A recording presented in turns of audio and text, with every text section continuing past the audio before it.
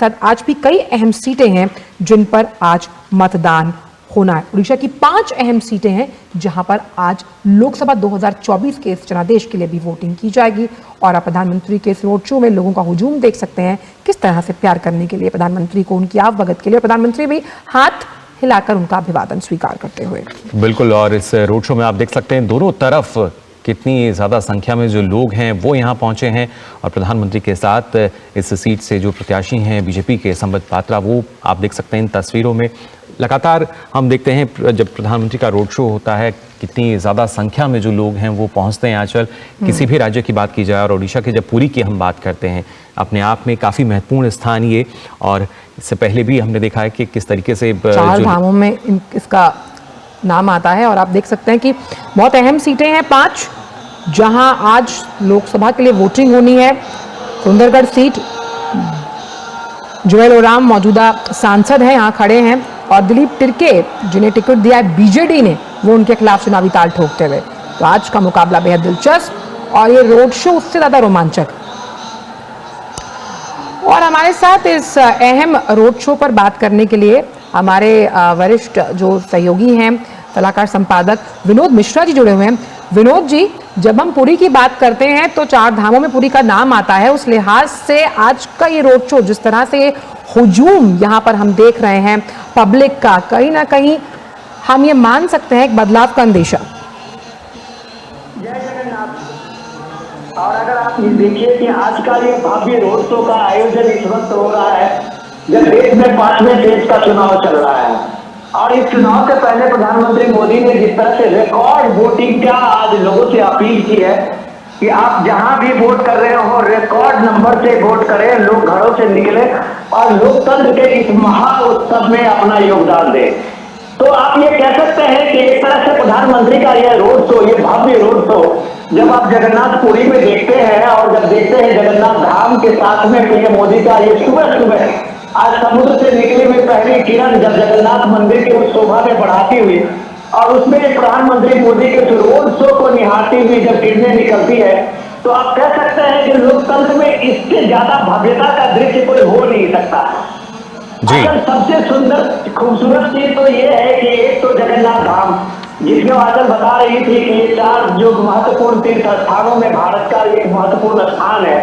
तो आप कह सकते हैं कि वहां अगर मोदी सुबह सुबह के इस यात्रा में है और उस यात्रा में जहां से यात्रा ही पूरे विश्व का एक सबसे बड़ा आकर्षण का केंद्र होता है, तो आप कह सकते हैं कि लोकतंत्र में आज सुबह सुबह की ये छवि जो है वो एक ऐतिहासिक है। और ये ऐतिहासिक दिन भी है जब ये 5वें फेज का ये चुनाव होने वाला है और लोकतंत्र इस महा उत्सव को देख रहे होंगे, तो उन्हें लग रहा होगा कि आज उनकी जनभागीदारी जो है वो भी एक सुनिश्चित करना उनका एक कर्तव्य होता है। अच्छा जी बिल्कुल विनोद, ना सिर्फ जो भागीदारी सुनिश्चित करने की अगर बात की जाए और खासतौर से अगर देखा जाए इस रोड शो की हम बात करें, तो आप देख सकते हैं जगन्नाथपुरी, यहाँ पर ना सिर्फ लगातार जो श्रद्धालु हैं वो तो पहुँचते हैं, लेकिन आज जिस तरह की भीड़ यहाँ नज़र आ रही है, अंदाज़ा आप उससे लगा सकते हैं जो लोग हैं वो यहाँ पहुँचे हैं प्रधानमंत्री को देखने के लिए।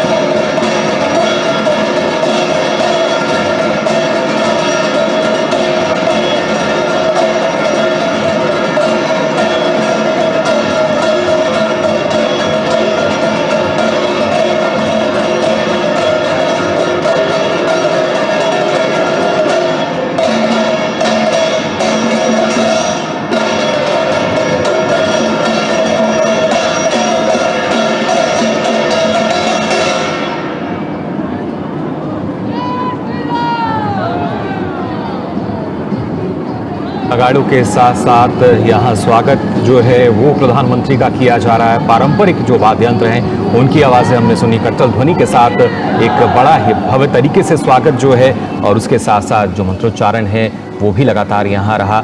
विनोद जी, जानना चाहेंगे आपसे, क्योंकि जब पूरी सीट की खास तौर से बात की जाए, ना सिर्फ पूरी बल्कि ओडिशा की जो और भी सीटें हैं, अब तक माना जा रहा है कि इस बार काफ़ी बदलाव जो है राजनीतिक रूप से उसमें देखने को मिलेगा।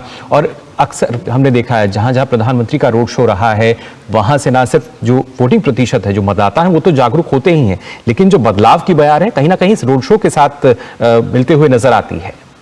डेफिनेटली बहुत बढ़िया सवाल किया है आपने। प्राइम मिनिस्टर मोदी का ये रोड शो जो है, कम से कम आप इस बात के हम लोग गवाह हैं और साक्षी है, जब लोकतंत्र में जब हम बात करते हैं कि लोगों के साथ एक सीधा संवाद। विनोद जी, आपसे दोबारा संपर्क साधेंगे, आपकी आवाज हम तक नहीं पहुंच रही है, लेकिन आपने बहुत बेहतरीन तरीके से जितना हम समझ पाए वो ये कह रहे हैं कि क्योंकि वो खुद वहां पर साक्षी है, तो वो ये महसूस कर पा रहे हैं कि जिस तरह से लोगों का प्यार प्रधानमंत्री को मिल रहा है, और खास तौर पर जिस पूरी जगन्नाथ धाम की हम बात कर रहे हैं, यहाँ पर आप हुजूम देखकर समझ सकते हो। और इस बार अगर हमने देखा मुकुल, तो खास तौर पर कई चुनावी जनसभाएं यहाँ पर प्रधानमंत्री की हुई हैं, और उस लिहाज से बीजेडी की अगर बात की जाए तो उसे घेरने की कोशिश भी की गई कई मुद्दों पर, जिसमें सबसे अहम अगर बात की जाए तो ओडिशा अस्मिता जो था बनाम, ये बहुत अहम मुद्दा रहा है इस लोकसभा चुनाव 2024 को लेकर। बिल्कुल आंचल, लेकिन खासतौर से इस रोड शो की बात की जाए, हमने देखा कैसे जो महिलाएं हैं वो आगे चल रही थी, यहाँ पे नेतृत्व कर रही हैं इस रोड शो का, और साथ ही साथ जो लोग हैं ना सिर्फ दोनों तरफ सड़कों के छोर पे नजर आए, बल्कि जो इमारतें हैं आसपास उनकी छतों पर भी नजर आए, हाथ हिलाकर प्रधानमंत्री का वो स्वागत कर रहे थे। प्रधानमंत्री ने भी हाथ हिलाकर उनका अभिवादन स्वीकार किया। ये तस्वीरें अपने आप में काफ़ी कुछ बयां करती हैं, किस तरीके से प्रधानमंत्री जहां भी पहुंचते हैं नई ऊर्जा का संचार करते हैं, और उसी ऊर्जा से लबरेज जो उत्साह है वो पूरी तरीके से चरम पर नजर आता है। बिल्कुल, और आप देख सकते हैं हर आयु वर्ग का व्यक्ति यहाँ प्रधानमंत्री को एक जन सेवक, प्रधान सेवक के तौर पर देख रहा है, जिसका जिक्र प्रधानमंत्री ने हर चुनावी जनसभा में किया है। और आप देख सकते हैं कि यहाँ पर भी चाहे बच्चे हैं, बुजुर्ग हैं, और जिस आधी आबादी की हम बात कर रहे हैं, जो पूरी उम्मीद की जा रही है कि इस बार का हमेशा से वैसे तो अहम वोट बैंक रहा है, लेकिन आधी आबादी की जो मुखर आवाज, जिसमें लगातार प्रधानमंत्री ने कहा कि जब हम विकास की बात करते हैं उसकी अगुवाई महिलाएं करती हुई नजर आए, और यही आत्मनिर्भर भारत की वो सशक्त तस्वीर है जिसको हम यहाँ भी देख पा रहे हैं। पारंपरिक वेशभूषा में यहाँ पर लोग मौजूद हैं। मंत्रोच्चारण के साथ इस रोड शो में आपने ध्वनि के साथ सुना, करतल ध्वनि के साथ सुना कि किस तरह से लोग जब जानते हैं कि आज काफी अहम दिन है दो लिहाज से, क्योंकि विधानसभा चुनाव भी हैं ओडिशा में, क्या वहां पर बदलाव होता है नहीं, इसका फैसला भी जनता को करना है। और लोकसभा 2024 की जब हम बात करते हैं चुनावों की, तो आज 5 अहम सीटें हैं जहां वोट डाले जाएंगे, जिसमें बारगढ़, सुंदरगढ़, बुलंगीर, कंधमाल और अस्का शामिल हैं। जी बिल्कुल, इन सीटों पर जो मतदान है वो जारी है, लेकिन इसके साथ साथ जो सीटें बचती हैं वहाँ पर भी जो मुकाबला है दिलचस्प देखने को मिलेगा। और खासतौर से इस रोड शो की अगर हम बात करें, जैसा आपने कहा कि जो लोग हैं पारंपरिक वेशभूषा में, और उसके साथ साथ जो वहाँ की लोक संस्कृति है उसकी भी झलक इस रोड शो में हमें यहाँ देखने को मिली, क्योंकि भगवान जगन्नाथ की भी अगर हम बात करें तो अलग अलग तरह की जो कहानियाँ हैं वो प्रचलित हैं उनके बारे में। और ख़ासतौर से ये कहा जाता है कि जब तक भगवान जगन्नाथ नहीं चाहते वहाँ पर कुछ नहीं होता। विनोद जी, अगर देखा जाए तो शायद जगन्नाथ जी की ही इच्छा के मुताबिक हम कह सकते हैं कि यहाँ एक ये जो भव्य रोड शो है ये भी आज हमें देखने को मिला।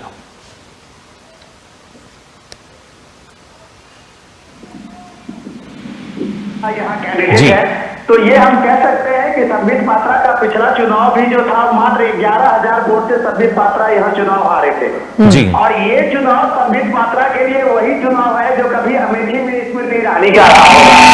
हमें याद करना चाहिए कि संबित पात्रा चुनाव हारने के बाद एक दिन भी उसके बाद उन्होंने विश्राम नहीं लिया और लगातार पीढ़ी में काम करते रहे जी। तो ये एक इम्पोर्टेंट चीज है कि जनता आपको स्वीकार करती है या अस्वीकार करती है, लेकिन अगर वो उम्मीदवार जनता के। अजय हमारे साथ मौजूद हैं, अजय मिश्र हमारे सहयोगी।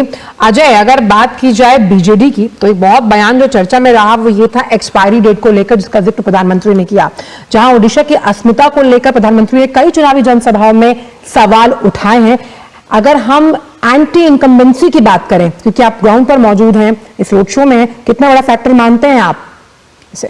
देखिए आंचल, पूरे देश में जो इस वक्त चुनाव चल रहे हैं उसमें उड़ीसा में होने वाला चुनाव शायद सबसे दिलचस्प चुनाव है। बिल्कुल। ऐसा मैं इसलिए कह रहा हूं क्योंकि बीजेपी बीजेडी जिनके प्रोनाउंसिएशन में भी बहुत ज्यादा अंतर दिखता नहीं है, बहुत सारे एनालिस्ट ये मानते हैं कि बीजेपी और बीजेडी में भले ही आपको इस चुनाव में प्रतिद्वंदिता दिख रही हो, लेकिन बीजेडी कई मुद्दों पर बीजेपी का समर्थन करती आई है, पूरे 10 साल समर्थन करती आई है।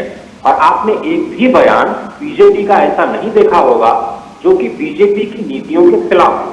लेकिन जिस तरह से प्रधानमंत्री ने एक टीवी इंटरव्यू में ये कहा था कि ये उनके चुनाव की मजबूरी होती है कि जब भी उनको इलेक्शन फाइट करना होता है तो उनको राज्य में जाकर के राज्य के मुख्यमंत्री के खिलाफ बोलना पड़ता है। जी। तो मजबूरी है, पॉलिटिकल मजबूरी है, क्योंकि उनको प्रतिद्वंदिता में उतरना पड़ा है।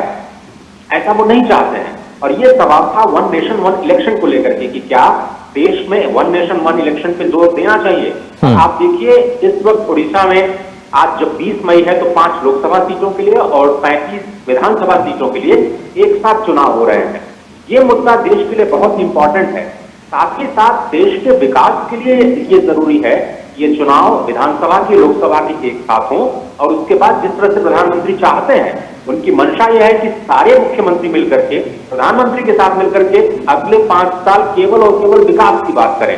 आप देखिए ये जो आप रोड शो देख रहे हैं, ये एक तरह से बीजेपी के पक्ष में माहौल बनाने का तो कार्यक्रम है ही है। जगन्नाथ भगवान को लेकर के जो आस्था है प्रधानमंत्री मोदी की, वो तो स्पष्ट दिख ही रहा है। और आज केवल प्रधानमंत्री मोदी ही नहीं, राउरकेला में आप देखिए गृह मंत्री हैं हेमा मालिनी जी बीजेपी के पक्ष में समर्थन बना रही हैं। अश्विनी वैष्णव जो कि बहुत तेज तर्राक लीडर माने जाते हैं, रेलवे को लेकर के बहुत बड़ा काम किया है, वो भी बीजेपी के पक्ष में समर्थन बनाते हुए नजर आ रहे हैं। तो अपने लिए बीजेपी फाइट कर रही है। और ये भी कहा जाता है कि बीजेडी का जो भी लॉस है, बीजू जनता दल का जो भी लॉस होगा वो बीजेपी का ही गेन है, क्योंकि जमीन पर कहीं दूसरे दल कांग्रेस या दूसरे विपक्षी दल बिल्कुल नजर नहीं आते हैं। और ये भी बहुत सारे लोग मान रहे हैं कि अगर मान लीजिए इस वक्त भले ही आपको एक दूसरे के खिलाफ लड़ते हुए दिखाई दे रहे हो बीजेपी और बीजेडी, लेकिन केंद्र में आप दोनों को एक दूसरे का सहयोगी मानकर। लेकिन अजय, क्या हम मान सकते हैं 2014-2019 में जिस ग्रास रूट लेवल पॉलिटिक्स की हम लगातार बात कर रहे हैं, उसको मजबूत जनाधार इस बार आप 2024 में देखते हुए नजर आ रहा है? क्योंकि लगातार अगर बात की जाए कि बीजेडी ने कई मुद्दों पर हालांकि केंद्र में सपोर्ट किया है भाजपा की अगर बात करें, लेकिन लंबा समय है और क्या जो वहां की जनता है वो बदलाव की एक्सपेक्टेशन के साथ है? देखिए प्रधानमंत्री नरेंद्र मोदी के आप बयानों को बहुत ही बारीकी से समझिए। और जब उन्होंने ये कहा कि हम विकसित भारत की ओर अपने कदम बढ़ा रहे हैं और हमने 2047 तक का रोड मैप बना लिया है, तो 2047 के रोड मैप में जो सबसे बड़े स्तंभ है विकसित भारत के मुकुल और आंचल, वो ईस्टर्न इंडिया का विकास है। क्योंकि वेस्ट इंडिया का विकास हो चुका है जिसमें तमिलनाडु और गुजरात जैसे बड़े राज्य शामिल हैं जो $1 ट्रिलियन की ओर जा रहे हैं। लेकिन उड़ीसा, पश्चिम बंगाल, बिहार, उत्तर प्रदेश, मध्य प्रदेश जैसे ऐसे राज्य जो कि पूर्वी इलाके में है भारत के, उनका आसाम ये सब लेकर के उनका विकास नहीं हो पाया जब तक वो विकास की धारा में शामिल। यानी विकास के जो मुद्दे हैं वो तो काफी अहम है ही अजय, लेकिन विनोद जी आपसे भी जानना चाहूंगा, ना सिर्फ विकास का जो मुद्दा है उस पर तो शायद एक सहमति जो है वो नजर आ सकती है बीजेपी बीजेडी में, लेकिन जिस तरीके से अब क्योंकि चुनावी समर चल रहा है, इस चुनावी मैदान में प्रतिद्वंदिता जो है वो जाहिर तौर पर हमें देखने को मिल रही है, और खासतौर से इस रोड शो का जो असर है वो किस तरीके से देखते हैं आप? देखिए ये रोड शो के साथ में अगर हम थोड़ी सी उड़ीसा की सियासत की बात करें तो सबसे इम्पोर्टेंट चीज ये है कि इस पूरे के आपने देखिए लोकसभा और विधानसभा के चुनाव यहाँ साथ हो रहे हैं और उस चुनाव में वहाँ बीजेपी वर्सेस बीजेडी है। कांग्रेस एक तरह से आप कह सकते हैं कि इस पूरे मैदान से बाहर है। आप ये पिछले 1-1.5 महीने में देखिए तो प्राइम मिनिस्टर मोदी ने 11 रैलियां की है उड़ीसा के अलग अलग कंस्टिट्यूंसी पे, अलग अलग जगह पे। और जब प्राइम मिनिस्टर इस कॉन्फिडेंस से बताते हैं कि 10 जून को हम आपको अपने नए चीफ मिनिस्टर के लिए शपथ ग्रहण समारोह के लिए आमंत्रित करते हैं, तो जाहिर सी बात है ये बीजेपी का कॉन्फिडेंस है। और कॉन्फिडेंस इसलिए है कि आप पिछले 2019 का इलेक्शन आप ये देखिए तो ये बीजेपी वर्सेस बीजेडी के उस चुनाव में बीजेडी से बीजेपी मात्र 4% के उसके परसेंटेज में उसकी कमी थी और सिर्फ 4% के स्विंग से विधानसभा चुनाव में बीजेडी ने 111 सीटें ली थी, जबकि बीजेपी दूसरे नंबर पे 23 सीटें पे आई थी। लेकिन एमपी के में देखिए कि वहां उड़ीसा ने 8 बीजेपी के एमपी को उड़ीसा से चुन के भेजा था जी। तो ये भी एक इम्पोर्टेंट चीज है कि उड़ीसा के लोग जानते हैं कि मोदी कितना इम्पोर्टेंट है देश के लिए, उड़ीसा के लिए, तो वो कम से कम बीजेपी एमपी को चुनने पे विनोद जी क्या आप ये मानते हैं कि इस बार कोई ना कोई रिकॉर्ड बनना तय है? अगर हम बात करते हैं, क्योंकि ये साख बचाने की बात बीजेडी के लिए भी है, तो अगर जो भी कोई चुनावी परिणाम आता है, अगर बीजेडी अपना गढ़ बचाने में कामयाब रहती है तो 20 वर्षों से उड़ीसा की सत्ता पर काबिज है नवीन पटनायक, और अगर भाजपा पूर्ण बहुमत हासिल करती है तो पहली बार भाजपा की सरकार बनेगी। कोई ना कोई रिकॉर्ड जरूर बनेगा। शानदार सवाल पूछा है आपने। दोनों के लिए रिकॉर्ड ये है कि आप ये देखिए कि सबसे इंपॉर्टेंट यह है कि सिक्किम के चीफ मिनिस्टर के बाद ये पहला चीफ मिनिस्टर जेडी पटनायक के परिवार से नवीन पटनायक होंगे जो लगातार 5 बार चुनाव जीत करके चीफ मिनिस्टर बनते रहे और ये 6वीं बार वो चीफ मिनिस्टर के इस बनने के लिए अपने लिए लड़ाई लड़ रहे हैं। लेकिन सबसे जो इसमें खास बात ये है कि नवीन पटनायक बहुत ही बुजुर्ग हो चुके जी। अब जब प्राइम मिनिस्टर अपने सभाओं में कहते हैं कि यहाँ उड़ीसा में एक सुपर चीफ मिनिस्टर आ गया है, यंग मैन, जाहिर सी जिसका बात जिक्र है किया गया, सीधे सीधे लोगों को बताते हैं कि सीएम नवीन पटनायक अब काम करने की स्थिति में नहीं है। अब उनका जो पर्सनल असिस्टेंट या पीए जो थे पांड्या साहब, वो एक नई भूमिका में आ गए हैं। तो ये चीजें जो है वो बीजेपी को एक ये मौका देता है कि कम से कम लीडरशिप के मामले में अगर आप देखें तो ट्राइबल लीडर के साथ साथ नॉन ट्राइबल लीडर बीजेपी के एक आप कह सकते हैं कि एक पूरी टीम है, इसलिए वो पूरे कॉन्फिडेंस के साथ पीएम मोदी कहते हैं कि आपको हम उड़ीसा के ही बहुत ही कुशल स्किल्ड सीएम आपको हम देने जा रहे हैं। तो लोगों को लगता है कि नवीन पटनायक के पिछले 24 साल के शासन में अगर एक नया सीएम का फेस आता है जो उड़ीसा को एक डबल इंजन सरकार के रूप में जो और स्टेट में डेवलपमेंट हुआ है, ये मौका अगर उड़ीसा को मिलता है तो शायद एक बीमारू स्टेट से जो उड़ीसा बहुत ही पिछड़ा इलाका है, बहुत ही गरीब राज्य है, तो शायद उसको इससे मुक्ति मिल सकती है। तो ये जो आप भीड़ देख रहे हैं, ये जो आप रोड शो में लोगों की लंबी कतारें सुबह सुबह का देख रहे हैं, अभी लोग और बिल्कुल बहुत इंटरेस्टिंग रोचक ये है, विनोद जी भी इस बात से इत्तेफाक रखेंगे कि 2009 की अगर बात की जाए तो बीजेडी बीजेपी की जूनियर पार्टी के रूप में यहाँ काम करती थी। अजय, अगर आप हमारे साथ बने हुए हैं तो हम ये समझना चाहेंगे कि राज्यसभा चुनाव के लिए हमने बीजेडी का जो ये सियासी समीकरण है वो बदलते हुए देखा, क्योंकि ओडिशा में अश्विनी वैष्णव का समर्थन करती हुई नजर आई बीजेडी, ना तो वो घटक दलों में आती है फिर भी। अजय, कि बहुत सारे मुद्दों पर बीजेडी ने बीजेपी का समर्थन किया है और अश्विनी वैष्णव जो कि राज्यसभा के लिए उड़ीसा से आए, वो आज स्वयं बीजेपी के लिए वहां पर प्रचार करते हुए दिखाई दे रहे हैं। तो इसमें कोई दो राय नहीं है कि जो एंटी इनकम्बेंसी है बीजेडी के खिलाफ वो बीजेपी को इस चुनाव में फायदा देती नजर आएगी।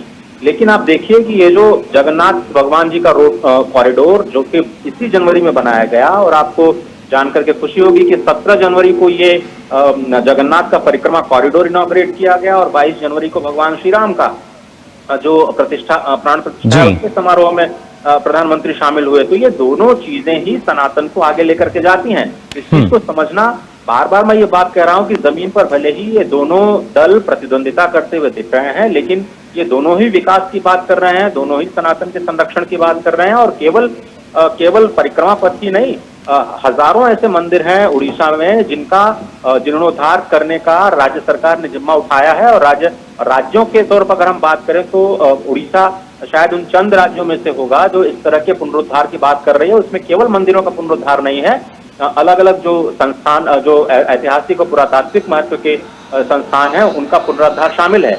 उड़ीसा में अगर हम इकोनॉमिक तौर पर बात करें आंचल, तो ये उड़ीसा एक सरप्लस राज्य है, रेवेन्यू सरप्लस राज्य है।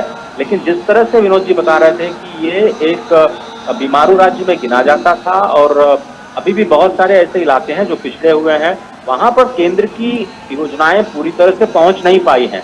लोग ये आरोप लगा रहे हैं कि राज्य सरकार उनको रोक रही है और उसमें एक रोड़ा बन करके उभर रही है या फिर अपने ठप्पे के साथ उन योजनाओं को लागू कर रही है? क्या इन बातों को जनता समझेगी? या प्रधानमंत्री और बीजेपी के जो दूसरे नेता हैं इस बात को समझा पाएंगे कि ठीक है, सभी लोकसभा और विधानसभा दोनों ही स्तर पर विकास के ही कार्य होते हैं, लेकिन वाकई विकास कौन चाहता है? और क्या जो ये लगातार 5 बार का जो इन्होंने विधानसभा चुनाव जीता नवीन बाबू ने, वो छठी बार अजय, लेकिन चुनावी मुद्दों के अलावा जब जैसा आपने कहा कि जो सनातन धर्म को जिस तरीके से बढ़ावा दिया जा रहा है और खासतौर से जो आस्था विश्वास की हम बात करें, वो भी इस चुनाव में अहम हम मान सकते हैं, खासतौर से पुरी की बात की जाए तो। रुपए का प्रोजेक्ट है परिक्रमा मार्ग में, और बिना किसी दिक्कत के वहां के लोगों को जो सैकड़ों साल से भगवान जगन्नाथ के श्री मंदिर के आसपास रह रहे थे, उनको उचित मुआवजा देकर के उनके सभी भावनाओं का ख्याल रखते हुए जिस तरह से राम मंदिर में किया गया कि उनको रिप्लेसमेंट किया गया, उनको उचित स्थान दिया गया, मुआवजा दिया गया और सभी का सम्मान किया गया कि भाई आपने श्री मंदिर के लिए इस भूमि का दान किया है। और श्री मंदिर का जो प्रोजेक्ट है वो बहुत बड़ा प्रोजेक्ट इसलिए है क्योंकि 80 लाख लोग जो उड़ीसा में आते हैं भगवान श्री मंदिर और लिंगेश्वर जैसे और कोणार्क जैसे जो ट्रायंगल कहा जाता है, आध्यात्मिक ट्रायंगल उड़ीसा का पुरी बीच के साथ में, वहां के दर्शन के लिए आते हैं 80 लाख लोग, जो कि परिक्रमा मार्ग के बाद ये कहा जा रहा है कि कई गुना बढ़ सकते हैं। तो ये उड़ीसा को एक नए रूप में प्रोजेक्ट करना पूरे वर्ल्ड स्टेज पे, यही तो जो उड़िया कहते हैं ना कि उड़िया गौरव के लिए बहुत जरूरी है। अजय, बिल्कुल आपने सही बोला।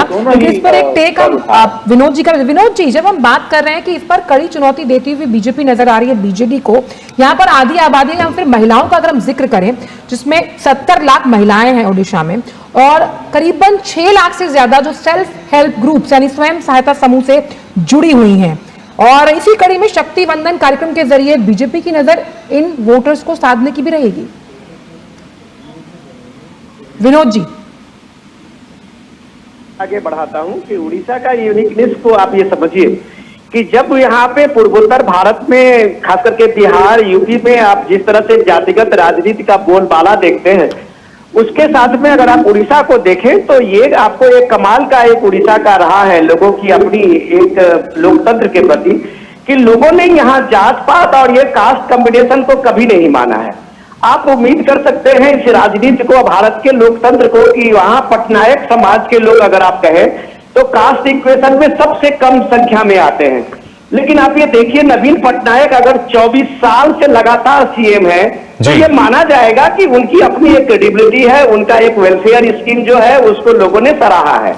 रही बात जो बीजेपी के साथ में जो उनका अपना एक कंटेस्ट है, वो कभी भी सेंटर में खास करके मोदी को विरोध करते हुए नहीं दिखे हैं। लेकिन आप ये भी हमें नहीं भूलना चाहिए कि नवीन पटनायक जब पहला चीफ मिनिस्टर बने थे तो बीजेपी के सहयोग से ही बने थे। 2000 में बीजेपी और बीजेडी ने साथ चुनाव लड़के पूरे कांग्रेस के वहां पे एक तरह से सत्ता का जो एक लंबा सिलसिला था उसको खत्म किया था, और इसमें बीजेपी ने उनको एक बहुत ही महत्वपूर्ण योगदान दिया था। लेकिन बाद में चल के जो दूसरा इलेक्शन 2005 के इलेक्शन में आते आते नवीन पटनायक ने बीजेपी से अपना नाता तोड़ लिया था। उसके बाद लगातार जो है बीजेपी वहां अपोजिशन में है, और अपोजिशन में होने का मतलब ये नहीं होता है कि आप अपोजिशन में एक नीतिगत फैसले पे एक सकारात्मक सहयोग देते हुए आप राज्य को आगे बढ़ाते हैं। लेकिन बीजेपी वहां एक तरह से नवीन पटनायक के घोर विरोधी के रूप में है। आज अगर कांग्रेस की हालत आप ये देखिए कि उनको कायदे का 10 आप पूरी में ही आप ले लीजिए कि कांग्रेस के जो एमपी के कैंडिडेट थे उन्होंने लास्ट मोमेंट में अपना ये नॉमिनेशन वापस ले लिया था। तो 3-4 ऐसे जगह आप देखें, जैसे आप इंदौर का देखें, जैसे आप सूरत का देखें, उसी तरह से पूरी भी नाम आया था उस पे कि कैंडिडेट ने यह आरोप लगा के कांग्रेस के नेतृत्व पे यह आरोप लगाया था कि इतना लगर व्यवस्था कांग्रेस की है, जो एक सीट नहीं कोई जीत सकता, तो मैं अपना उम्मीदवारी वापस ले देती हूँ, मेरे पास इतने पैसे नहीं है, और पूरी के कैंडिडेट ने अपना कैंडिडेचर वापस ले लिया था। तो कमोबेश ये स्थिति जो कांग्रेस ने वहां बनाई है, तो एक तरह से तो विनोद जी हम क्या ये मान सकते हैं ये लड़ाई, एक मिनट में पूरी कर दूं, ये लड़ाई जो है अब सीधे सीधे बीजेपी और बीजेडी पे है, और बीजेपी और बीजेडी में जो ये राइवलरी है वो सीधे सीधे असेंबली के साथ साथ लोकसभा के चुनाव में ज्यादा से ज्यादा नंबर्स के लिए है। बिल्कुल। इसमें अभी कोई दोस्ती नहीं है, ये सीधी लड़ाई है।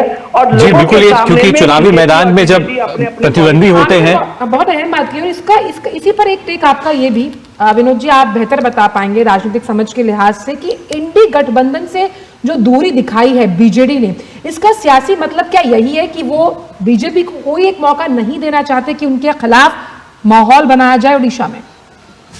क्या आप ये जरूर कह सकते हैं कि नवीन पटनायक का ये लास्ट अपना एक टेन्योर का, वो ये चाहते हैं कि उड़ीसा में उनका जो एक चला है उसको नवीन पटनायक अपने किसी बेटे भतीजे और परिवार के किसी लोगों को आगे नहीं बढ़ाया है इस सत्ता की राजनीति में। वो भी एक तरह से वहाँ एक आदर्श है। लेकिन अब सवाल है कि नवीन पटनायक पिछले 4-5 सालों से उतना एक्टिव नहीं रह पाते हैं। ये उनके एक्टिव नहीं रहने का खामियाजा वहाँ की जनता और डेवलपमेंट के कामों में पड़ता है, जिसको लोग एहसास कर रहे हैं। तो वहाँ एक कुशल नेतृत्व देने के लिए, युवा नेतृत्व देने के लिए बीजेपी के पास ये मौका है। और लोगों के बीच में जब बीजेपी एक कुशल नेतृत्व और युवा नेतृत्व को सामने ला के खड़ी है, तो जाहिर सी बात है जनता एक अल्टरनेट के रूप में बीजेपी को देखती है। तो बीजेपी अभी भी अपोजिशन में है और बहुत मजबूती के साथ बीजेपी अपनी चीजों को, डेवलपमेंट के चीजों में भले ही बीजेडी को सहयोग देता रहो, लेकिन फ्रंट पे लोगों के लिए बीजेपी वहां हमेशा नवीन पटनायक सरकार के खिलाफ में लड़ती रही है। तो जी, यानी एक मजबूत स्थिति जो है बीजेपी को इस चुनाव में दिख रहा है। जी बिल्कुल, वही मजबूत स्थिति जो है बीजेपी की यहाँ नजर भी आ रही है। और खासतौर से अजय, जब हम पुरी की बात करते हैं तो अमूमन रथ यात्रा जो यहाँ आयोजित होती है उसमें इस तरह का श्रद्धालुओं का जो सैलाब होता है वो हमें देखने को मिलता है। लेकिन आज इस रोड शो में भी हम कह सकते हैं कि जबरदस्त संख्या में, भारी संख्या में जो लोग हैं वो पहुंचे हैं और कहीं ना कहीं कोशिश कर रहे हैं कि प्रधानमंत्री की एक तस्वीर को अपने मोबाइल में कैद कर पाएं। देखिए, जो भगवान जगन्नाथ की पूरी यात्रा है वो शायद उड़ीसा का सबसे बड़ा महापर्व आप कह सकते हैं। और लाखों की संख्या में बताया जाता है कि 30 से 40 लाख लोग एक ही दिन भगवान जगन्नाथ की रथ यात्रा में शामिल होते हैं।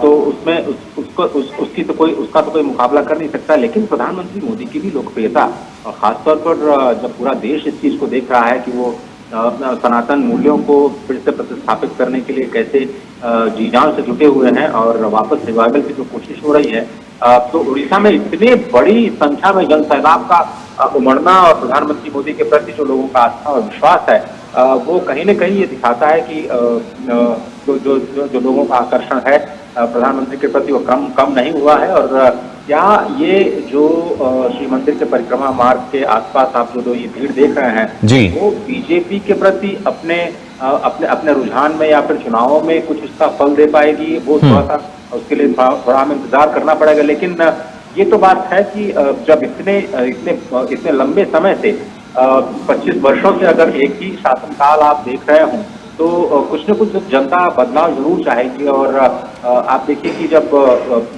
कई विपक्षी दल तो सामने है ही नहीं है बीजेपी के अलावा, और जिस तरह से महिला सम्मान का जिक्र किया था आंचल ने, और महिलाओं की बात करें तो भुवनेश्वर से जो कांग्रेस के प्रत्याशी थे उन्होंने फंड न होने की वजह से अपना नाम वापस ले लिया था।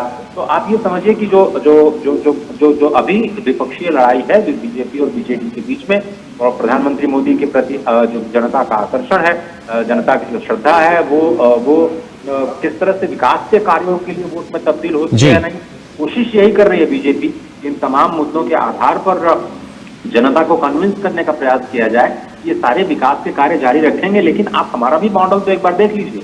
जी बिल्कुल अजय, लेकिन जब आर्थिक विकास की हम बात करते हैं, जैसा आपने बताया कि जो कॉरिडोर है उसका निर्माण किया गया, कहीं ना कहीं जो एक किसी भी राज्य की जब अर्थव्यवस्था को हम देखते हैं या कैसे वहां मुनाफा हो रहा है, पर्यटन के लिहाज से काफी महत्वपूर्ण हो जाता है। और धार्मिक पर्यटन को बढ़ावा देने की भी जो कोशिशें हैं वो लगातार हम देख सकते हैं, उस लिहाज से कितना महत्वपूर्ण है। और ये चुनौती बहुत अहम है जी, क्योंकि विकास बनाम विकास है। हमने देखा कि किस तरह से जो जीरो टॉलरेंस नीति, जब आपदा प्रबंधन की हम बात करते हैं नवीन पटनायक सरकार की, और जिस तरह से प्रधानमंत्री का भी अपना कार्यकाल रहा है केंद्र की राजनीति में जीरो टॉलरेंस लेकर कई मुद्दों पर, तो यहाँ पर यह भी बहुत अहम है कि विकास बनाम विकास बहुत अहम मुद्दा है। देखिए, ये बिल्कुल सही कह रहे हैं आप। चाहे वो उड़ीसा में साइक्लोन प्रभावित इलाकों का रिस्टोरेशन हो, डिजास्टर मैनेजमेंट की बात हो, या फिर विकास की धारा को उन इलाकों तक पहुंचाने की जो अभी तक हाशिए पे पड़े हुए हैं, जो मुख्य धारा में शामिल नहीं हो पा रहे हैं, जिसमें कालाहांडी, कांधमाल जैसे ऐसे इलाके शामिल हैं जहां पर बड़ी संख्या में जनजातियां रहती हैं।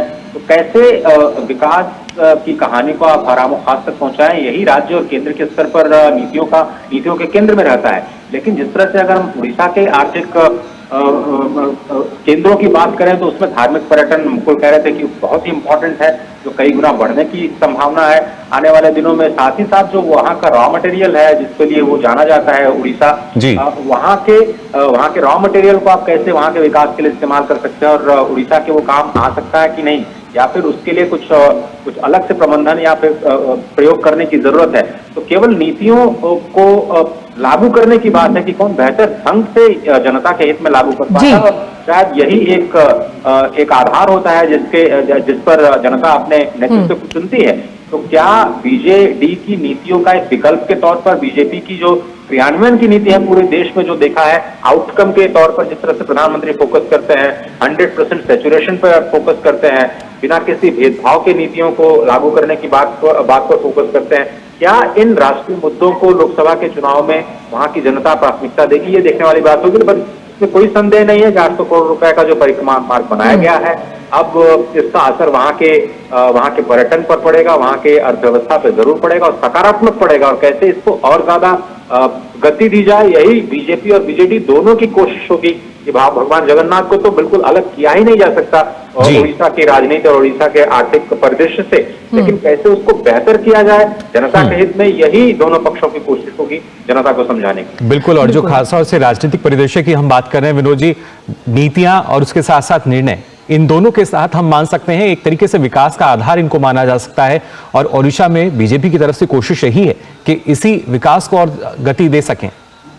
मैं अजय की बात को आगे बढ़ाता हूँ। ये पुरी जो है, आप ये सोचिए कि ये जैसे कहा जाता है कि उड़ीसा की आत्मा जो है वो जगन्नाथ धाम को लेके पुरी में है।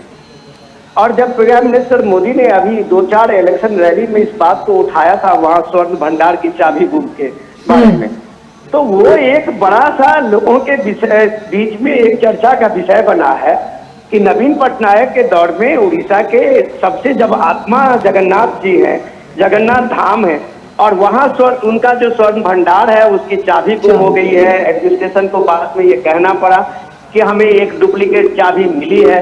तो अब ये सवाल तो उठने लगा है कि यहाँ जो सनातन की जो एक सबसे प्रसिद्ध केंद्र को, अगर ये राज्य सरकार एक सुरक्षित और एक तरह से लोगों का की जो आस्था का एक ये प्रतिबिंब बनता हुआ जगन्नाथ का ये धाम है, वहां अगर आप उसके भंडार की चाबी गुम हो जाती है तो इसका मतलब कहीं ना कहीं वहां स्टेट गवर्नमेंट की एक कैपेसिटी है, और इस बात को लोग चर्चा करने लगे हैं। ये एक मुद्दा वहां पे बनते हुए दिख रहा है। जब बात वो कह रहे थे अजय कॉरिडोर की, तो आप ये देखिए कि ये जो सांस्कृतिक वैभव का जो ये दौर शुरू हुआ है पिछले 10 वर्षों में मोदी के दौर में, तो देश के अलग अलग जो सांस्कृतिक केंद्र हैं, जो धार्मिक स्थान है, जो माना जाता है कि भारत की एकता के सूत्र जो है वो इसी धार्मिक और इसी जो महत्वपूर्ण भारत की सांस्कृतिक केंद्र है उसी के जरिए है। लेकिन पता नहीं आजादी के बाद इसका कभी कोई विकास नहीं हुआ, और एक तरह से ये सारे धार्मिक केंद्र जो आस्था के केंद्र थे, चाहे वो शंकराचार्य के चारों मठों हो या फिर उड़ीसा के ये जगन्नाथ धाम के वो सारे तीर्थ स्थल हो, वो एक या बनारस का काशी कॉरिडोर को, काशी विश्वनाथ जी का मंदिर हो, अयोध्या के रामलला के प्राण प्रतिष्ठा के बाद ही दुनिया के सतह पे उसे जान पाया हो।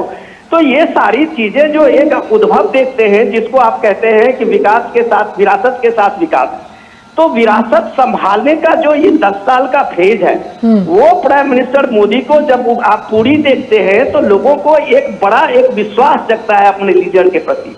आप ये सोच सकते हैं कि 10 लाख से ज्यादा लोग एक रथ यात्रा में, यहाँ 20 से 25 लाख लोग दुनिया के विदेशी से, प्रवासी से लेके और विदेशी पर्यटक जिस शहर में आते हो, उस शहर की पूरी इकोनॉमी एक धार्मिक केंद्र को लेके है, उड़ीसा जगन्नाथ जी को लेके है, जगन्नाथ धाम को लेके है। और उसकी भव्यता अगर सरकारों ने सक्सेसिव जितनी भी गवर्नमेंट है उसने नहीं की है, तो वो एक सेकुलरिज्म के कारण वो उनकी बेईमानी नहीं है, वो सीधे सीधे एक सनातन के प्रति उनकी एक उदासीनता रही है, और ये उदासीनता राज्य की जो इकोनॉमी है उसको सबसे ज्यादा डैमेज किया है। तो जब ये कह रहे थे पूरी कॉरिडोर जो बनने की बात अजय कह रहे थे, मुझे याद है कि जैसे ही रामलला विराजमान के प्राण प्रतिष्ठा की वहां जबरदस्त अयोध्या में तैयारी शुरू हुई थी, तो उड़ीसा के लोगों, खासकर के पुरी के लोगों को भी ललक बढ़ी थी कि जगन्नाथ धाम जो है वो भी पूरे दुनिया में उसी तरह के आकर्षण है, इसका भी डेवलपमेंट होनी चाहिए। तो वो कॉरिडोर बनना शुरू हुआ, वहाँ राज्य सरकारों की भी एक भूमिका थी उसमें, लेकिन वो एक तरह से एक भगवान अयोध्या का पुनर्निर्माण के साथ में ही पुरी का वो पुनर्निर्माण का काम शुरू हुआ था।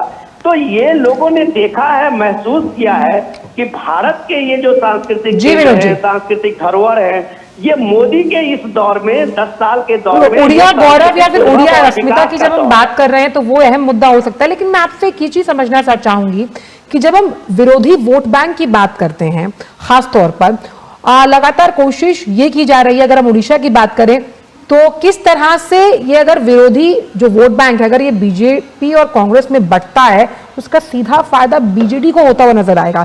इसके बारे में क्या कहेंगे आप? देखिए, ये सवाल तो आपका दुरुस्त है, लेकिन अगर आप 2019 के इलेक्शन में देखें तो थोड़ा सा आपको इसमें ये देखना पड़ेगा कि लोगों ने ये मान लिया है कि कांग्रेस की भूमिका यहाँ पे नहीं है। तो कोई भी समझदार वोटर जो है वो ये बात जान लेता है जब इसकी भूमिका नहीं है तो अपना वोट जाया नहीं करता है। उस समय में भी आप देखें उड़ीसा में 8 सीटें, सिर्फ कांग्रेस को 141 की असेंबली में सिर्फ 8 सीटें आई थी। तो ये उसके बाद की स्थिति आप ये देखें, मैंने नहीं देखा राहुल गांधी का कोई बड़ा दौरा या बड़ी रैलियां उड़ीसा में कहीं होती हो। एक वर्चुअल रैली मुझे याद है कि राहुल गांधी की हुई थी। तो जाहिर सी बात है, जब लीडरशिप जो है वहां के लोकल लीडरशिप पे उस चीज को छोड़ देती है, फिर उसको लगता है कि भाई जो करना है आप करिए, तो सही बात है कि लोगों में वो कनेक्ट नहीं हो पाता है। आज जब प्राइम मिनिस्टर मोदी की ये रैली देख रहे हैं, ये किलोमीटर दूर चलते हुए लोगों का वो काफिला देख रहे हैं, तो ये जाहिर सी बात है कि लोगों की एक आस्था मोदी के साथ सीधे कनेक्ट हो रहा है। बिल्कुल, हर जगह सीधा संपर्क जो है, जुड़ाव है मोदी से है। जी, प्रधानमंत्री का सीधा जुड़ाव हम देख पाते हैं जनता से। शैलेंद्र मिश्रा भी हमारे संवाददाता जो हैं वो हमारे साथ जुड़ गए हैं। शैलेंद्र, अगर पूरी खासतौर से बात की जाए, संबित पात्रा जिन्हें पहले हार का सामना करना पड़ा था, लेकिन उसके बावजूद अब नए आत्मविश्वास के साथ पूरी तरीके से लबरेज नजर आते हैं और उसकी ही बानगी इस रोड शो में भी नजर आ रही है।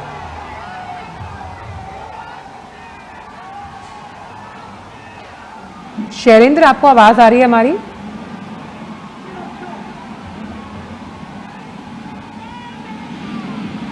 तो ये तस्वीरें आप देख रहे हैं उड़ीसा के पुरी से, जहां प्रधानमंत्री जो है रोड शो कर रहे हैं और साथ ही साथ इस रोड शो को आप देख सकते हैं, देख रहे होंगे जब प्रधानमंत्री नरेंद्र मोदी का ये भव्य रोड शो, ये तस्वीरें बताती हैं कि उत्तर हो या दक्षिण हो, पूरब हो या पश्चिम हो, प्रधानमंत्री नरेंद्र मोदी जब भी इस तरह से कोई रोड शो करते हैं कितना प्यार जनता का मिलता है। देखिए, उड़ीसा आप देखें तो बहुत महत्वपूर्ण इसलिए है कि बीजेपी का ये दावा है कि इतिहास में पहली बार वहां पर वो सत्ता में आने जा रही है। हम जानते हैं कि विधानसभा चुनाव भी लोकसभा चुनाव के साथ उड़ीसा में हो रहे हैं और बीजेपी पूरा दमखम लगा रही है। हमने देखा कि बीते अगर आप एक दशक में देखें तो बीजेपी एक मुख्य दल के तौर पर उड़ीसा में उभरने में न केवल कामयाब रही है, बल्कि एक ग्रास रूट लेवल पर देखें तो पार्टी के संगठन में एक बहुत बड़ा विस्तार देखने को मिला है। प्रधानमंत्री नरेंद्र मोदी जब भी हम देखते हैं कि इस तरह जो तस्वीरें आती हैं, वो अभिवादन स्वीकार करते हैं जनता का, और सड़क के दोनों तरफ जब हम बड़ी भीड़ देखते हैं तो निश्चित तौर पर ये बात बार बार सामने आती है कि दुनिया के सबसे लोकप्रिय नेता कितने शानदार तरीके से जनता से मुखातिब होते हैं, जनता से कनेक्ट होते हैं, और उनका एक अपना अंदाज है जो हर राज्य में दिखाई देता है जब वो जाते हैं। और आज हम उड़ीसा की धरती पर देख रहे हैं, इस महान नगरी में देख रहे हैं किस तरह से लोगों का प्यार उमड़ रहा है प्रधानमंत्री नरेंद्र मोदी के लिए। जी, आप कुछ पूछना चाहेंगे? शैलेंद्र, जैसे कि हम हमेशा मानते हैं कि जगन्नाथपुरी धाम की अगर बात की जाए तो सर्वोपरि धाम माना जाता है। जब सनातन धर्म की बात आती है, जगन्नाथ जी की मूर्ति में धड़कता है भगवान श्री कृष्ण का दिल। और साफ तौर पर हमने देखा कि जिस सनातन को लेकर लगातार बीजेपी बात कर रही है, उसकी अस्मिता की, और किस तरह से अगर हम राम मंदिर को भी इससे जोड़कर देखें, ये कितना बड़ा अहम मुद्दा आप बनता हुआ देखते हैं इस बार के ओडिशा से जुड़े इन तमाम जो सीटें हैं जिन पर आज वोट डाले जाएंगे? देखिए ममता, आवाज बहुत स्पष्ट नहीं आ रही, लेकिन ये बात बहुत सही है कि प्रधानमंत्री नरेंद्र मोदी की अगुवाई में हमने देखा है कि देश भर में जो धार्मिक स्थल हैं उनका एक कायाकल्प किया गया है। वहां पर जो आधारभूत ढांचा है उसको बेहतर किया गया है। आप अयोध्या में रामलला की प्राण प्रतिष्ठा के बाद विकास के तमाम काम देख रहे हैं। आप काशी में जब हमने देखा कि ये काशी विश्वनाथ कॉरिडोर का जो निर्माण हुआ, उज्जैन महाकाल, वहां पर ही हमने देखा कि किस तरह से विकास कार्य हुए। आप जगन्नाथ धाम में देख रहे हैं। तो निश्चित तौर पर ये बखूबी समझती है मोदी सरकार की किस तरह से धार्मिक पर्यटन के जरिए उस क्षेत्र का कायाकल्प किया सकता है, विकास के रास्ते पर बहुत तेजी से आगे बढ़ा सकता है। क्योंकि पर्यटन एक ऐसा क्षेत्र है जहां पर हम देखते हैं कि सबसे कम निवेश से, सबसे कम प्रयास से अधिकतम नतीजा मिलता है। अगर आप रोजगार के मोर्चे पर कहें या उस इलाके में विकास की गतिविधियों की बात करें, तो हमने देखा है कि दुनिया के सबसे बड़े पर्यटन, धार्मिक पर्यटन नगरी के तौर पर एक तरफ अयोध्या उभर रहा है, वहीं दूसरी तरफ उड़ीसा में पुरी हो, वो हम देख रहे हैं कि वहां पर भी पहले के मुकाबले अब ज्यादा संख्या में, बड़ी संख्या में धार्मिक श्रद्धालु पहुंच रहे हैं। तो ये दिखाता है कि इस बात को बहुत अच्छी तरीके से प्रधानमंत्री नरेंद्र मोदी समझते हैं कि जो हमारी विरासत है उसको संजोने के साथ उसको मजबूत करने का काम करने से लोगों को फायदा भी होगा और बड़ी संख्या में रोजगार के अवसर भी आएंगे। तो निश्चित तौर पर तस्वीरें ये बताती हैं। जी, आप कुछ पूछना चाह रहे हैं? बिल्कुल, जाहिर तौर पर ये तस्वीरें बहुत कुछ अपने में बताती हैं। अजय, आपसे भी जानना चाहेंगे, इस रोड शो के दौरान हमने देखा अलग अलग जो झांकियां हैं वो भी नजर आ रही हैं, कृष्ण सुदामा भी नजर आए, तो योग का अभ्यास भी करते हुए जो युवा हैं वो नजर आए, और इतनी भीड़ में भी जो प्रधानमंत्री हैं उन लोगों से कनेक्ट करते हैं, जुड़ाव करते हैं, उनका जाहिर तौर पर जो मनोबल है वो काफी बढ़ाते हैं।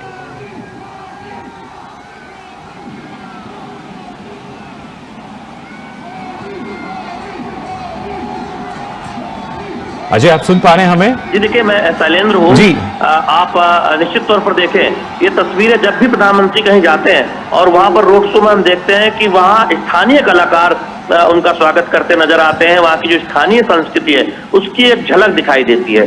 आप काशी में देखें, आप वाराणसी में देखें, आप अयोध्या में देखें, तमाम जो देश भर में प्रधानमंत्री नरेंद्र मोदी के रोड शो हुए हैं, आप मुंबई में जब महाराष्ट्र में रोड शो हुआ था, तो ये तस्वीरें दिखाते हैं कि हर वर्ग के लोगों का प्रधानमंत्री नरेंद्र मोदी को प्यार मिलता है और वहाँ की जो स्थानीय संस्कृति है उसकी एक झलक दिखाई देती है। तो ये बहुत महत्वपूर्ण इसलिए है क्योंकि प्रधानमंत्री नरेंद्र मोदी अक्सर इस बात का जिक्र अपने दौरों में करते हैं कि किस तरह से स्थानीय स्तर पर जो कलाकार है उनको आगे बढ़ाते हुए कैसे अपनी स्थानीय पहचान को मजबूत करते हुए विकास की तरफ आगे बढ़ा जाना है। और यही वजह है कि आप उत्तर हो या दक्षिण हो, तमिलनाडु हो या उत्तर प्रदेश हो, प्रधानमंत्री नरेंद्र मोदी के दौरे में हम ऐसा देखते हैं और यहाँ भी आप ये तस्वीरें ये बयां कर रही हैं। इसलिए भी आप देखें कि उड़ीसा बीजेपी के रणनीति के लिहाज से महत्वपूर्ण हो जाता है कि हम जानते हैं कि बीजेपी पहली बार इतनी मजबूती से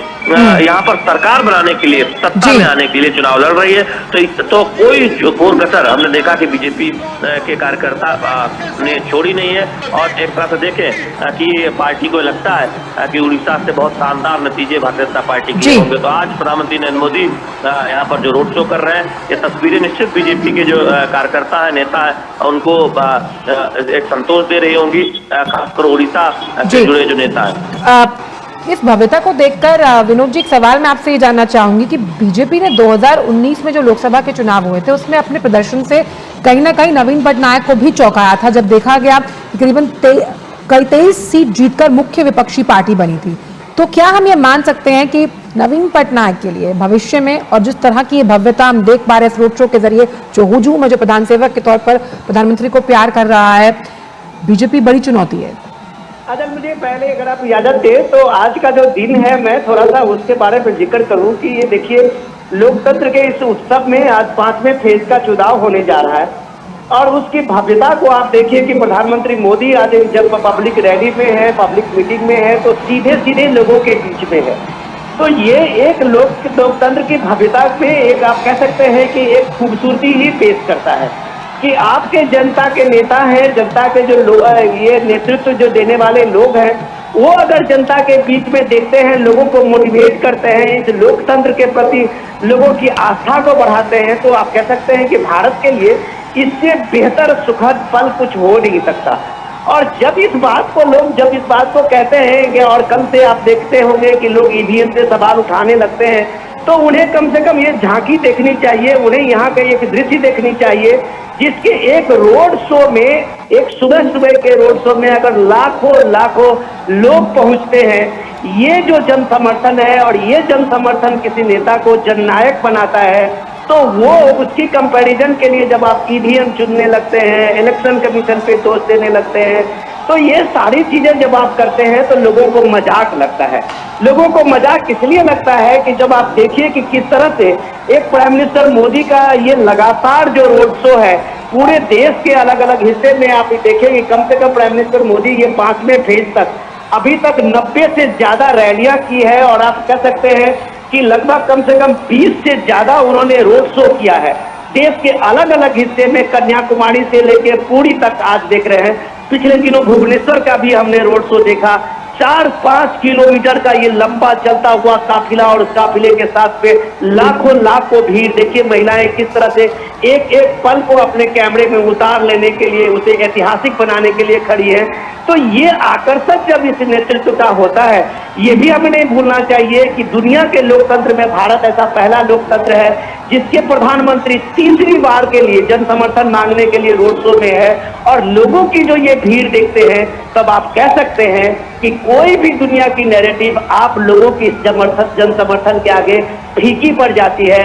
जब आप जिस तरह के नैरेटिव विपक्ष की तरफ से लोकतंत्र बचाओ कहते हैं, संविधान खतरे में कहते हैं, तो कम से कम उन्हें इस रोड शो की इस भव्यता तो मान सकते हैं विनोद जी कि इस रोड शो के जरिए जो मत प्रतिशत है, आप क्योंकि राजनीतिक गलियारों में खूब खबर रखते हैं, वो मत प्रतिशत जिसको बढ़ाने के लिए लगातार बीजेपी कोशिश कर रही है, इस रोड शो के जरिए साफ तौर पर असर पड़ता हुआ नजर आएगा। बहुत सही बात आपने कही है कि आप अगर लोगों के साथ कनेक्ट करते हैं, लोगों का मोरल इस लोकतंत्र के साथ में जोड़ते हैं, लोगों की भागीदारी बढ़ाते हैं अपने जन कार्यकलापों में, अपने शासन व्यवस्थाओं में, तो जाहिर सी बात है ये अकाउंटेबिलिटी बनती है। प्राइम मिनिस्टर मोदी के ये 10 साल जो है वो सीधे सीधे आप कह सकते हैं कि पीपुल्स गवर्नेंस का एक रिफ्लेक्शन है, जिसमें लोगों को अपनी भागीदारी दिखी है। डेवलपमेंट से लेके आप हर पहलुओं में देखें तो वो उसी जगह को एड्रेस किया है। अभी शैलेंद्र बता रहे थे, मैं उस चीज को आगे बढ़ाऊं, सबसे ज्यादा जो एस्पिरेशनल डिस्ट्रिक्ट जो उड़ीसा में का अभी जो प्राइम मिनिस्टर मोदी का 119 एस्पिरेशनल डिस्ट्रिक्ट का उन्होंने नीति आयोग से ये किया था, उस पे 119 डिस्ट्रिक्ट में सबसे ज्यादा उड़ीसा का था। तो डायरेक्ट ही वहां के लोगों ने देखा है कि केंद्र की भूमिका ने वहां के कई जिलों को कम से कम गरीबी रेखा से लोगों को ऊपर करने में मदद की है। आज अगर देश के 25 करोड़ लोग गरीबी रेखा से ऊपर आए हैं, तो उसमें उड़ीसा के भी लाखों लोग हैं जिनको एक मुख्य धारा में आने का मौका मिला है। तो ये जब लोगों को लगता है, तब ये अभिवादन के लिए जो रोड पे आप दोनों साथ खड़े हुए लोग देखते हैं, उनको ये प्राइम मिनिस्टर मोदी के साथ में वो अपने आप को कनेक्ट करते हैं, और वो विकास के लिए एक वो अभिवादन है जो प्राइम मिनिस्टर मोदी ने लाखों लोगों को गरीबी रेखा से ऊपर किया है। आज लाखों लोगों को प्राइम मिनिस्टर मोदी का जन कल्याण कार्ड की सुविधाएं मिली है, जिससे उनके जीवन में परिवर्तन आया है। तो ये परिवर्तन ही, ये इस तरह की बात जब आप देखते हैं लोगों के जीवन में परिवर्तन, तो वो उसका एक तरह से आप कह सकते हैं कि एक अभिवादन आप प्राइम मिनिस्टर मोदी के इस रोड शो में देखते हैं। बिल्कुल, एक बड़ा बदलाव की जब हम बात करते हैं और उस परिवर्तन की अगर बात की जाए, उस परिवर्तन का आधार है विकास, जो कि इस चुनाव में एक अहम मुद्दा भी हमारे सबके सामने है, और जो जनता जनार्दन है वो भी यही चाहती है कि इसी मुद्दे पर जो चुनाव है वो होना चाहिए, जो विकास है वो होना चाहिए। और खासतौर से विनोद जी, क्योंकि लगातार प्रधानमंत्री कहते आए हैं, मतलब आप देखिए लोगों का हुजूम और एक गेम चेंजर जिस तरह से लगातार विनोद जी, अजय, शैलेंद्र मान रहे हैं कि जनता से ये जो एक कनेक्ट है वो गेम चेंजर साबित हो सकता है लोकसभा चुनावों के 2024 के जनादेश को लेकर। बिल्कुल, काफी अहम, और जो क्योंकि अपने आप में जब हम बात कर रहे हैं जनादेश को लेकर, और जो जनता है वो ये अच्छे से जानती है कि जो उसका एक वोट है वो कितना कीमती है, और उसी वोट के लिए लगातार ना सिर्फ प्रधानमंत्री जो हैं, हमने देखा आज सुबह भी उन्होंने एक्स पर अपने संदेश में साझा किया कि लगातार आज जो 5वें चरण का मतदान हो रहा है उसमें बढ़ चढ़कर हिस्सा लें, और उसके साथ साथ जो विकास की जब हम बात कर रहे हैं उस विकास में भागीदार कैसे हो सकते हैं, क्योंकि सिर्फ एक इंसान जो है वो पूरी तरीके से विकास को लागू नहीं कर सकता। आमजन की भागीदारी और उसके साथ साथ जो राज्यों की भागीदारी की हम बात करते हैं, क्योंकि लगातार प्रधानमंत्री यही कहते हैं विनोद जी के जो राज्य हैं उनको भी हमें विकसित राह पर लाना है और उसके बाद ही जो देश है वो विकसित हमारा हो सकता है। विकसित भारत का सपना तभी साकार हो सकता है। बिल्कुल, और सामंजस्य बिठाना बहुत। विनोद जी, आप हमारे साथ जुड़े हुए हैं अगर, तो एक सवाल मैं आपसे जानना चाहूंगी। विनोद जी, आपको आवाज आ रही है मेरी? जी जी आ रही है। विनोद जी, मैं ये जानना चाहती हूँ कि जब हम दोनों ये जो बड़े लीडर्स हैं, बात करते हैं प्रधानमंत्री की और साथ ही साथ नवीन पटनायक की, इनके अगर पर्सनालिटी को देखें तो जहाँ नवीन पटनायक मीडिया से दूरी बनाकर रखते हैं, चुपचाप अपना काम करते हैं, वहीं प्रधानमंत्री जिस तरह से काम करते हैं उनका अंदाजे बना बयां जो है वो बहुत अलहदा होता है। उस लिहाज से कई राज्यों में हमने देखा कि जनता के पास विकल्प ना होकर उन्हें पता होता है कि हमें किसे वोट करना है, लेकिन यहाँ पर दो मजबूत विकल्प मौजूद हैं, विकास बनाम विकास। उस लिहाज से आप जनता के मन को किस तरह से पढ़ पाते हैं? खास तौर पर सिरमौर माने जाते हैं जब हम राज्य की राजनीति की बात की जाती है नवीन पटनायक, और राष्ट्रीय राजनीति की जब हम बात करते हैं तो प्रधानमंत्री नरेंद्र मोदी। जी बढ़िया आप सवाल। अचल देखिए, एक इम्पोर्टेंट आपको ये चीज समझना पड़ेगा, ये कोविड के दौर का, ये भारत के लोकतांत्रिक इतिहास के साथ साथ एक पॉलिटिकल जो सिस्टम है हमारा, उसके लिए भी एक तरह से आप कह सकते हैं कि आई ओपनर है। उस दौर में आप देखिए कि प्राइम मिनिस्टर मोदी जिस तरह से पूरे देश के चीफ मिनिस्टर के साथ एक इमरजेंसी मीटिंग के साथ में देश में कोविड के जो भी इंस्ट्रक्शंस है उसको लागू करवाने के साथ साथ जो वर्क है, काम है, लोगों के बीच में सहायता पहुंचाने से लेके वैक्सीनेशन तक का, तो वो दौर आप देखिए कि नवीन पटनायक और मोदी का बीच में जो हमेशा एक केमिस्ट्री रहा है उस चीजों के लिए, वो भी एक अद्भुत दौर हम लोगों ने देखा होगा। और वो अद्भुत दौर के साथ साथ प्राइम मिनिस्टर मोदी, ये जो उनका एक भाव रहा है राज्यों के साथ में, जब वो कहते हैं कि हम अपने इस फेडरलिज्म की बात जब वो कहते हैं और तो तब आप राज्यों के साथ मिलकर काम करते हैं, उसका बहुत फायदा उड़ीसा को मिला है, ये नवीन पटनायक भी जानते हैं। तो ये समझ जो है एक राजनीतिक नेतृत्व को, जो हमेशा एक चुनाव के मूड में नहीं होता है, हमेशा एक कन्फ्रंट की स्थिति में नहीं होता है, जब वो राज्य में सहयोग की बात करता है। चल आप ही थोड़ी देर पहले हम लोग डिजास्टर मैनेजमेंट की बात कर रहे थे, जी। वो दौर था 10 साल पहले जब उड़ीसा में एक तूफान में कम से कम सैकड़ों लोगों की मौत होती थी, लाखों करोड़ों का संपत्ति नुकसान होता था। तूफान आज भी है, लेकिन आप वो रिहैबिलिटेशन और रेस्क्यू का वहां पे देखिए केंद्र के सहयोग से और एनडीआरएफ की वहां टीमों से। तो ये एक केमिस्ट्री होता है स्टेट और सेंटर का, भले ही वो अपोजिशन की पार्टी हो, लेकिन उड़ीसा में आज की तारीख में डिजास्टर मैनेजमेंट का जीरो कैजुअलिटी का रेस्क्यू और रिहैबिलिटेशन, ये अपने आप में एक विश्व रिकॉर्ड है, और ये बिना केंद्र की मदद से, बिना दोनों के अच्छे ट्यूनिंग से संभव नहीं है।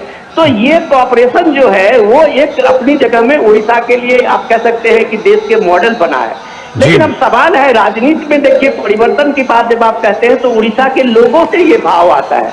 पॉलिटिकल पार्टी जब वो कैच करते हैं इस तरह के स्लोगन को, तो जो 400 पार का पीएम मोदी का है, तो स्लोगन भी लोगों के बीच से आता है जब नेतृत्व उसको कैच करता है। तो वो कैच जो है उड़ीसा के परिवर्तन का, वो कैच पीएम मोदी और वहां के लीडरशिप ने, लोकल लीडरशिप ने देखा है, सुना है, क्योंकि उनको पता है कि नवीन पटनायक अब काम नहीं कर रहे हैं इफेक्टिवली, तो उनके जो पीए हैं वो ज्यादा भूमिका में है, उनके हर भूमिका में है, लोग ये देख रहे हैं। तो उनको एक लीडरशिप चाहिए, एक चेंज चाहिए, तो उनके सामने में अल्टरनेट बीजेपी देखता है और पीएम मोदी जैसा नेतृत्व देखता है जो वो किसी से भी ज्यादा एक्टिव है, चाहे उड़ीसा के ग्रामीण अंचल की बात हो, ट्राइबल इलाके की बात हो। सबसे इंपॉर्टेंट चीज है, हमें नहीं भूलना चाहिए, राष्ट्रपति द्रौपदी मुर्मू उसी उड़ीसा से आते हैं।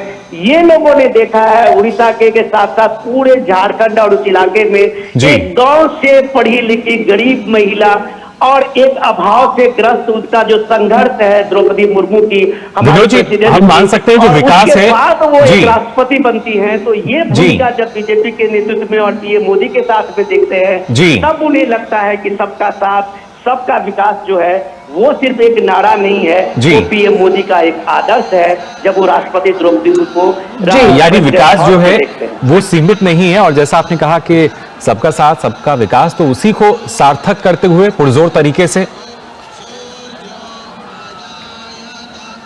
विनोद जी जी मैं वही कह रहा था कि जब सामाजिक भागीदारी का और सामाजिक के ताने बाने को आप एक साथ लेके चलते हैं, कोई इस देश में कभी उम्मीद नहीं, सोचा भी नहीं होगा कि एक ट्राइबल अपनी महिला राष्ट्रपति हमारी होगी। अगर उड़ीसा के वो दूर दराज के गांव की एक महिला जो बीजेपी ने उनकी भूमिका बनाती है, एक स्कूल की शिक्षिका को एमएलए बनाती है और उसके बाद वो मिनिस्टर बनते हैं। इसी बीजेपी के शासन में जब सरकारें बीजेपी की टूट जाती है, अलायंस खत्म हो जाता है, तब भी वो महिला एक्टिव भी रहती है, बाद में झारखंड की गवर्नर बनती है।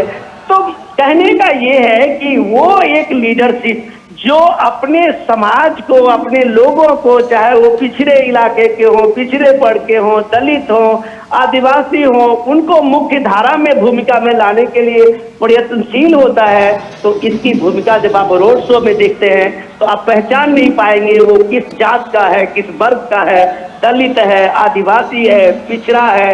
ये देश है, देश का समाज है, जो लोग हैं उन्हें इस बात का नेतृत्व पे भरोसा है जी। कि सबका साथ, सबका विकास और सबका विश्वास की बात करता है।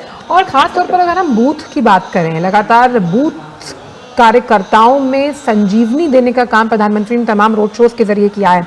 बूथ कार्यकर्ताओं का कितना बड़ा महत्व आप मानते हैं? आप देख सकते हैं इस रोड शो में भी कई मौजूद होंगे और साफ तौर पर प्रधानमंत्री ने कहा है कि हर एक राज्य में बूथ कार्यकर्ता का जो योगदान है, खास तौर पर जनाधार बढ़ाने में, वो बहुत अहम है। नहीं, आप ये बात देखिए कि जब नेतृत्व सामने में होता है तो उसके पीछे वो भूमिका वहाँ के लाखों लाख कार्यकर्ता जो पन्ना प्रमुख हैं वहां तक की होती है। और सबसे खासियत इस नेतृत्व में, बीजेपी के नेतृत्व में, उस कार्यकर्ता को है जिसका एक सीधा संवाद अपने प्रधानमंत्री से है।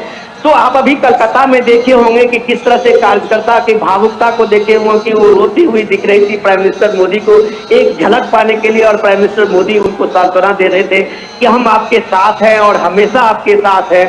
तो ये एक जो उद्गार होता है, एक नेतृत्व के साथ में कार्यकर्ता का अपना कनेक्शन होता है। तो ये इस रोड शो की जो भूमिका में आप देखते हैं कि लाखों लाख लोग रोड से एक लंबे किलोमीटर पे किलोमीटर तक चलते हुए जा रहे हैं, तो उसमें उस कार्यकर्ता का भी एक बड़ा और बड़ी भूमिका है जो आप प्राइम मिनिस्टर मोदी के लिए समर्पित कार्यकर्ता है, पार्टी के लिए समर्पित कार्यकर्ता है, देश के लिए समर्पित कार्यकर्ता है।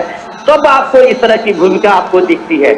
लेकिन इम्पोर्टेंट चीज साथ में ये भी है, ये इस दौर का चल हमें इस बात को समझने की जरूरत है कि प्राइम मिनिस्टर इस दौर में दुनिया के किसी भी देश से जो नेता हैं आज के दौर में वो सबसे बेस्ट कम्युनिकेटर है। उन्हें अपने दिल की लोगों की भाषा को वो जानते हैं, उनको कभी भी किसी के भाषा का बैरियर नहीं बनता है। चाहे तमिलनाडु के चेन्नई में उनकी जी, यानी उनके लिए जो किसी तरह की बाधा नहीं है और वो यही लोगों को इंतजार है। ऐसे देश के यशस्वी प्रधानमंत्री नरेंद्र मोदी जी हमारे साथ हैं। प्रधानमंत्री जी बेहद ही स्वागत है। जय जगन्नाथ। प्रधानमंत्री जी सुबह के 8 बजे इतिहास में कभी ऐसा देखने को नहीं मिला है कि कोई प्रधानमंत्री सुबह होते ही जनता के बीच पहुंच जाए। पूरी में हम जब सुबह 7 बजे हम जगन्नाथ जी के दर्शन करने के लिए जा रहा था, तब से मैं हैरान था कि 6:30-7 बजे से हजारों की तादाद में लोग यहाँ खड़े थे। मैं देश की जनता का बहुत ही ऋणी हूँ, मैं उड़ीसा की जनता का बहुत बहुत आभारी हूँ और खास करके पूरी ने पूरा मन भर दिया। आज मैं पूरी को सर झुका करके नमन करता हूँ। प्रधानमंत्री जी, पुरी में हम खड़े हुए हैं, उड़ीसा में 25 साल का यहाँ का शासन जिनको आप सीधे चुनौती दे रहे हैं। दूसरी तरफ बंगाल भी है और साथ में बिहार भी लगता है। इस बार 5 चरण के चुनाव के बीच क्या मूड लग रहा है जनता का? 4 चरण के चुनाव इंडी अलायंस पूरी तरह अस्त हो चुका है।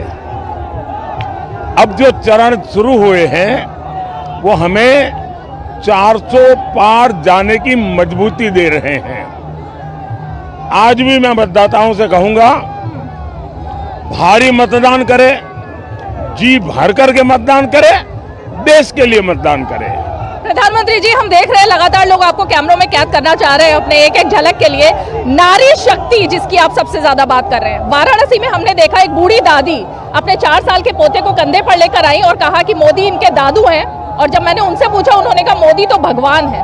ये आपको लगता है कि काफी ज्यादा भार आपके ऊपर डालता है, ऐसी भावना है? जब मुझे इस प्रकार की घटनाओं का पता चलता है या मैं भी जब कभी रास्ते में चलता हूं तो ये अनुभव करता हूं, जैसे बच्ची देखिए हाथ जोड़ करके बैठी खड़ी है।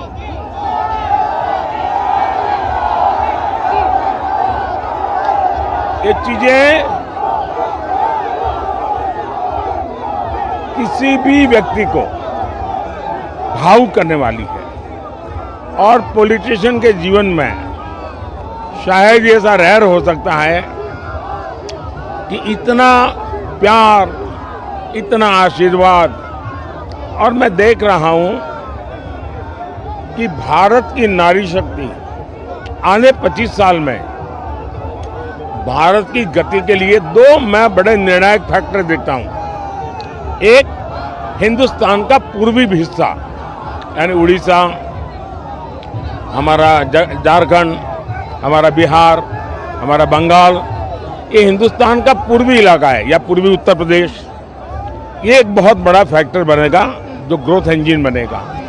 दूसरा, मेरे देश की नारी शक्ति, 50% नारी शक्ति, उनका जिस प्रकार से सामर्थ्य निकल करके आ रहा है। जब मैं कहता हूं मैं 3 करोड़ लखपति दीदी बनाऊंगा, तो मुझे लगता है कि मुझे कुछ नहीं करना पड़ेगा, सिर्फ अवसर देने हैं और मेरे गांव की बहनें लखपति दीदी बन के रहेगी, ये मेरा विश्वास है। जिस देश में इतनी सामर्थ्यवान मातृशक्ति हो, मैं गुजरात से आया हूं, हमारा पूरा जो डेयरी उद्योग है, आज अमूल जो दुनिया में इतना मशहूर है, उसकी पूरी ताकत महिलाएं हैं, पूरा उद्योग महिलाएं चलाती है।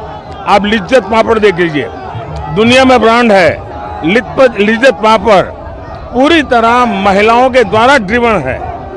इसका मतलब ये हुआ कि हमारे देश की महिलाओं में एक अभूतपूर्व सामर्थ्य है, और अगर हम हमारी मातृशक्ति को, हमारी बहनों को अवसर दें, तो देश की इकोनॉमी को एक नई ऊर्जा मिलेगी, नया नेतृत्व मिलेगा।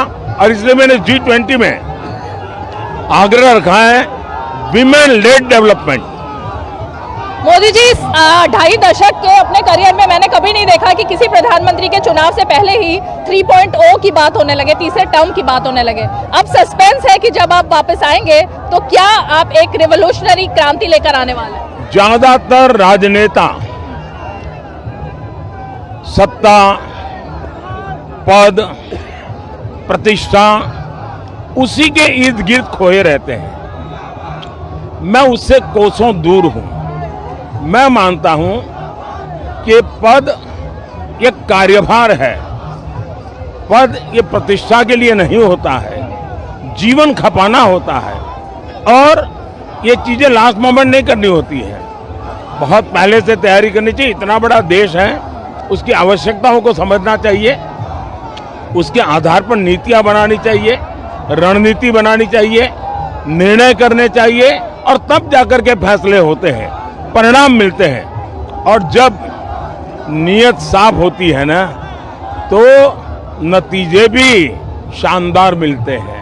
अंतिम सवाल है मेरा प्रधानमंत्री जी आपसे, जब हमने देखा 14 में भी 19 में भी आपके खिलाफ जब भी कोई ऐसी भाषा का इस्तेमाल हुआ निचले स्तर पर जाकर, जनता ने और ज्यादा भरपूर प्यार और आशीर्वाद दिया।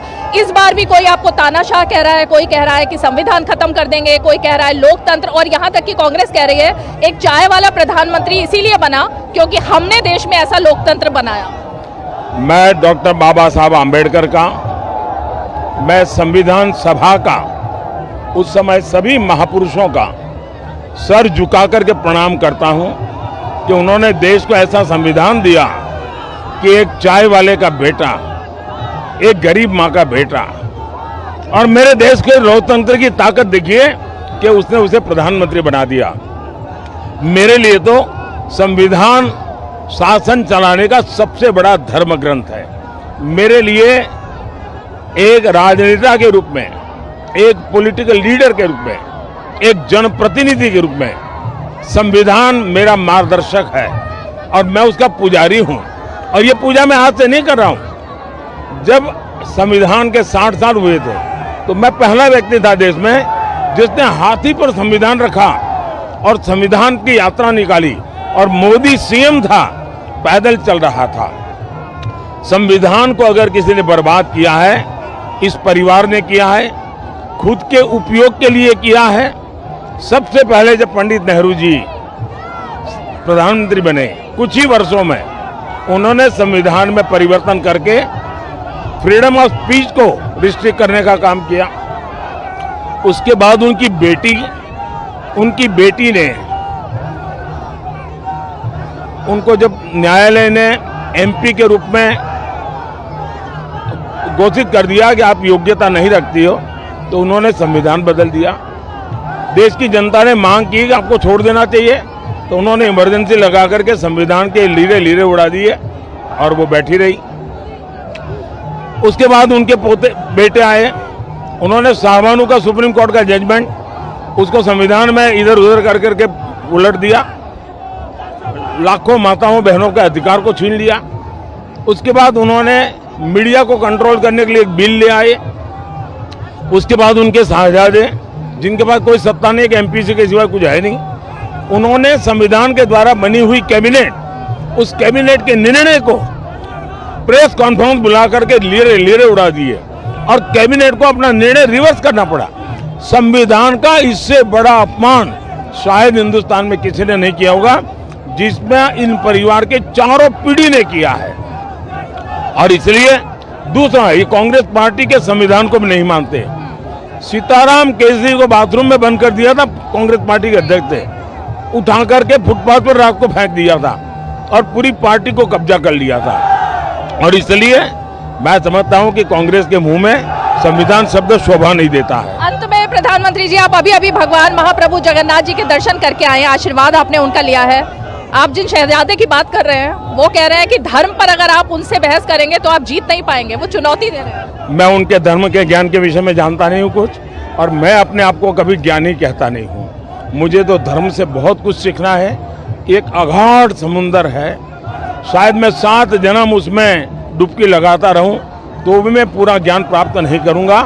ये उसका सामर्थ्य, उसका विस्तार, उसकी विरासत इतनी बड़ी है कि मैं नहीं कह सकता हूं कि वे इतना जानते होंगे कि नहीं जानते होंगे। मुझे उनका, मेरा व्यक्तिगत कभी चर्चा हुई नहीं है और मीडिया में भी कभी धर्म पर उनका शास्त्रार्थ मैंने सुना नहीं है, तो मैं ये तो नहीं कह सकता हूं।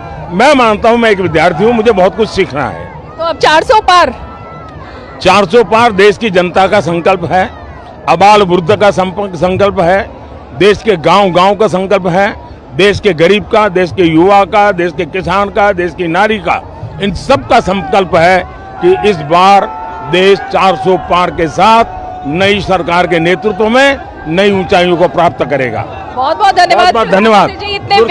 दूरदर्शन के दर्शकों को मेरा जय जगन्नाथ, भगवान जगन्नाथ की धरती से जय जगन्नाथ, और सबको मेरी बहुत शुभकामनाएं। बहुत बहुत शुक्रिया, आपने अपने व्यस्त कार्यक्रम और इतनी गर्मी से समय